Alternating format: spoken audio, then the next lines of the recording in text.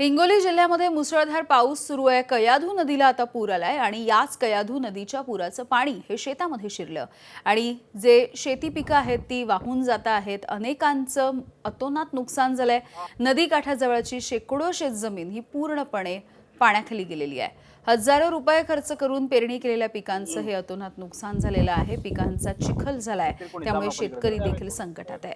Soybean, कापूस, हळद, केळी पिकांचं यामध्ये मोठं नुकसान झालं।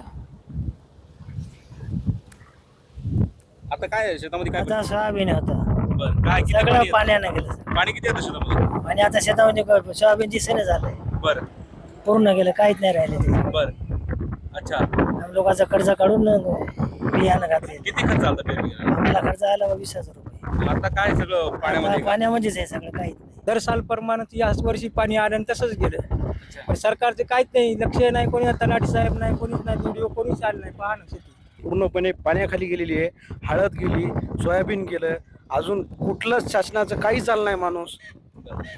शेतामध्ये पाणी किती येतं? आता पाणी कमर इतकं पिकाच्या वर आहे पाणी, बरं, सगळी पिकं पाण्यामध्ये. चक पाण्यामध्ये गेलेली आहे। बरं, कर्ज काढून, सावकारी कर्ज काढून बियाणं आणलं, शासनाचं तर भेटणं, कर्जमाफी नाही अजून। आता करायचं काय?